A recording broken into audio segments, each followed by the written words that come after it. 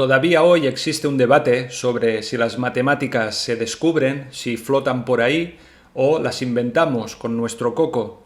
Richard Feynman, o Feynman en español, un físico estadounidense y premio Nobel en 1965, dijo que la matemática no es física y la física no es matemática. El matemático es un idealista que se asombra de la belleza de los números y se divierte con los juegos de cálculo, y el físico es un materialista que indaga concienzudamente sobre el funcionamiento de las cosas y de la naturaleza. Pero ambas disciplinas se necesitan y se complementan. La matemática, con su lógica e instrumental operativo, nos aporta rigor y razonamiento, y la física emplea este instrumental, para explicarnos cómo funcionan las cosas. Cuentan los autores antiguos que para ingresar como estudiante en la Academia de Atenas, la selecta escuela de Platón, era imprescindible saber de matemáticas, o más concretamente, saber de geometría. Este conocimiento era necesario para comprender la realidad desde todos los ángulos: el físico, el político, el ético, el astronómico, etc.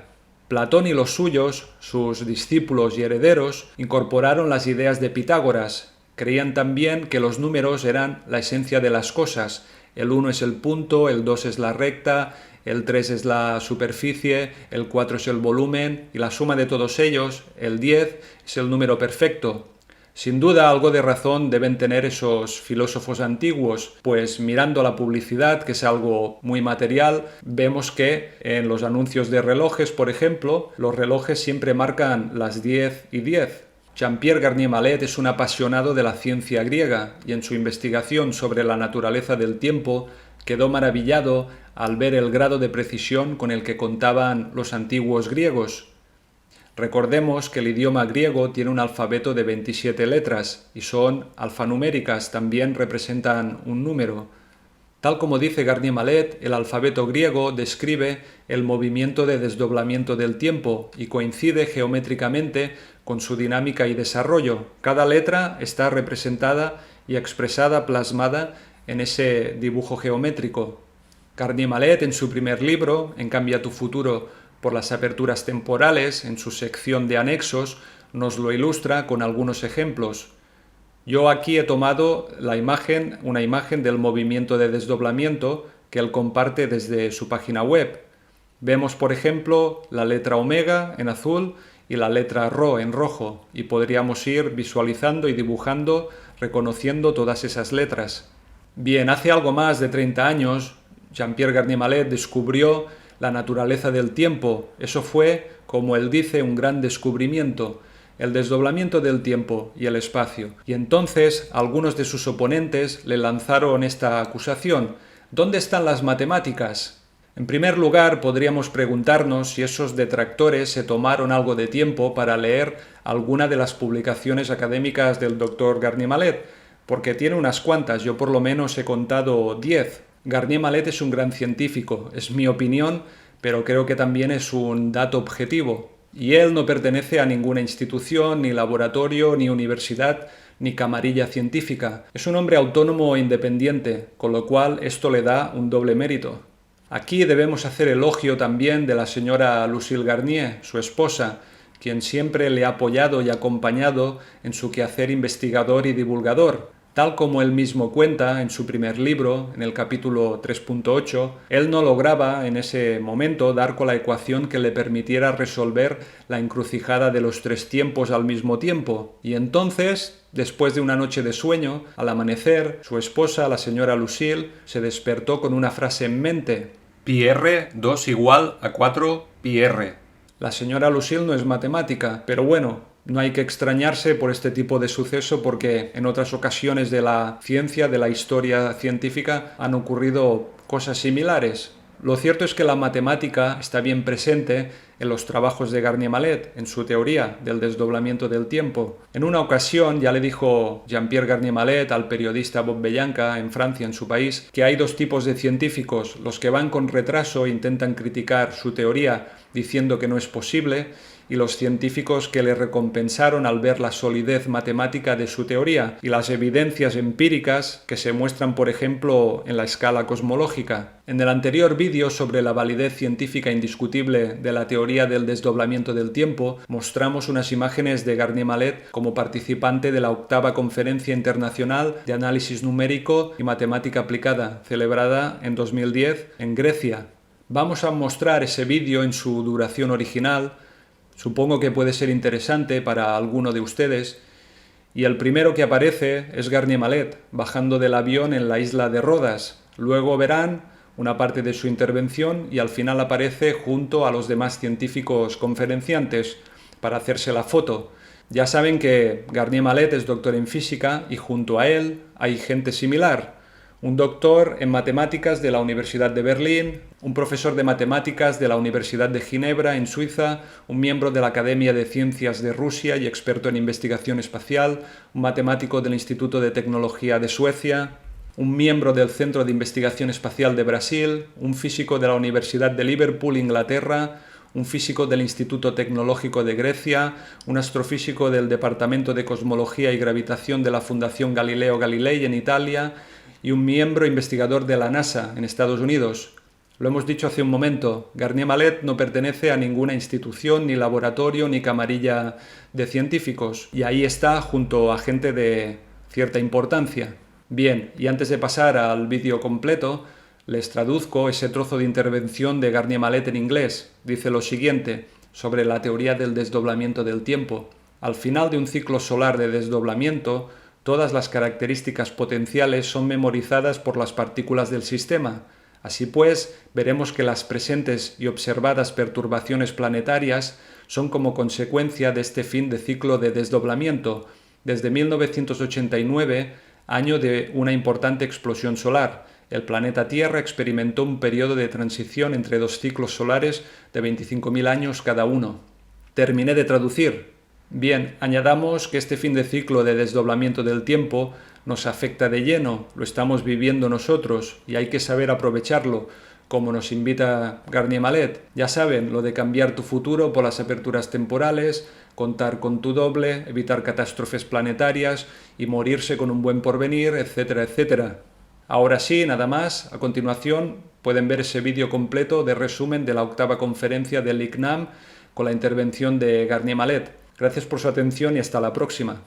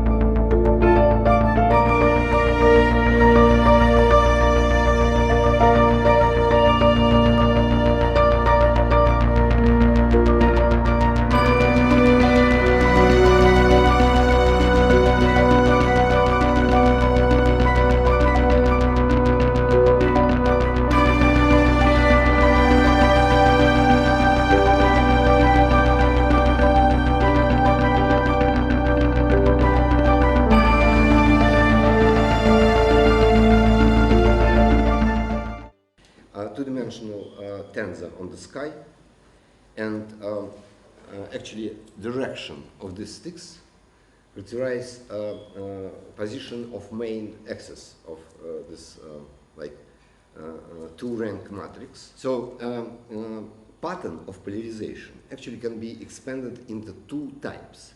One by analogy with electromagnetic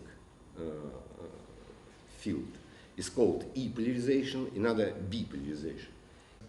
The traditional Lie theory structures are not sufficient for resolving certain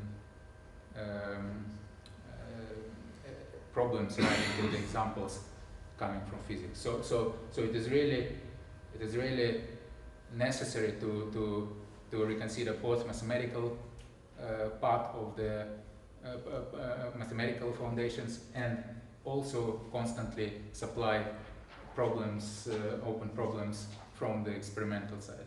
Now, this is a very profound situation. Let me bring it to your attention what this means. This means that we have to lift in our language the entirety of the mathematical before all, and then physical and chemical knowledge of the 20th century has to be lifted in an irreversible form. Our group will meet in Nepal, Kathmandu University, in early January of next year. All of you are invited to participate. The title of the conference is The Admissible Treatment of Irreversible Processes, which will be purely a mathematical session, because without mathematics we do no science.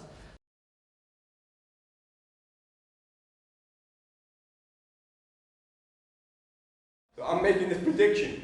So I'm telling you, dark matter, dark energy is the same thing, and it's 50%. So you can prove me right, or you can prove yourself wrong. I'm saying cosmology will prove me right, and the dark energy, dark matter is exactly 50-50. So I'm making that prediction. So you know, I'm not hiding behind anyone. The gravitational space-time coexists with the charged space-time or electromagnetic space-time. And these space-times are interconnected through photons. The reason is the following. If we have a particle space-time formation, we know, according to relativity, that it is impossible to overcome the speed of light. But because the gravitational force is very weak in respect to the electromagnetic force, we can say that if we will detect the primordial relative gravitational waves, we will have a snapshot of the universe in respect at a time that it is infinitesimal in respect to the initial singularity. A very, very small time of order 10 to minus 32 seconds. In this case, if we will detect such a background, this will be the oldest signal of the relic universe. At the end of the solar cycle of doubling, all potential features are memorized by the particles of this system. Thus, we will see that the presently observed planetary perturbations are the consequences of this end of the doubling cycle.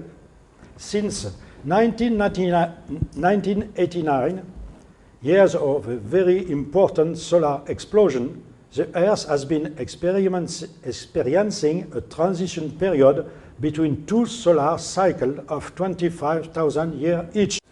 Is this one right here. Sorry about my pants, I just lost a whole bunch of weight. So, this particular component right here is the part that I can show that makes it generally covariant. And this kappa, I'm deliberately not using G here. There's a good reason for that. This kappa is, kappa OO is 1 minus this RH over R, and kappa RR is 1 over kappa OO. We assume that the point source, these are diagonal coefficients. My name is Ruggero Maria Santilli. I'm an Italian-American citizen. I'm the president of the Institute for Basic Research in Florida. I've been very impressed by this meeting, not only for the dimension, which is rather unique, but also for the diversity of aspects that have been addressed at the very, very edge of knowledge. Among all the various segments of this large meeting, I've selected to participate in the cosmology, because in my opinion, it is the ultimate essence of the entire meeting, in the sense that for a variety of reasons. First of all, because there are now major cosmological problems that have not been solved, and the reason for the most plausible reason for the lack of solution is that we need new mathematics. So we are in the 21st century, and we are heading toward completely new mathematical structure. By this I mean new numbers, new function, new symmetries. And all this new mathematics is now essential to resolve now unsustainable cosmological problem. The cosmology is indeed in a crisis because of an excessive number of hyperbola or hypotheses that cannot be directly verified. And so there is a worldwide movement toward a return to the Galileo Galilei conception of astrophysics and cosmology, namely, let's solve our cosmological model that's established with experiment on Earth. But we are talking about the 21st century. We are talking about experiments that are structurally non-linear, non-local, non-Hamiltonian, non-Lagrangian. So from a mathematical viewpoint, they are totally outside any hope of quantitative treatment via the mathematics of the 21st century. So consequently, this moment of catharsis which is going on in gravitation, in my personal view, is now the fulcrum around which virtually a large variety of quantitative sciences, they pivot, beginning with mathematics, of course, because we need mathematics for any scientific study, namely every study which is quantitative, so we need mathematics. But we need also the most appropriate mathematical to resolve new problems that were not even addressed in the 20th century. And so by passing from pure mathematics to astrophysics and cosmology, then we go down to concrete experiments on Earth. So therefore, I have no words to express the potential impact of this meeting for the future of science. It could be remembered as a turning point in not only in all quantitative science, not only in cosmology. Thank you for it's been a privilege being here. Indeed, I want to thank Professor Corda who asking me to come, as well as the organizer, but particularly Professor Simos, and his enormous work has to be commended, because to organize a meeting of this magnitude is an enormous work that we respect very dearly. And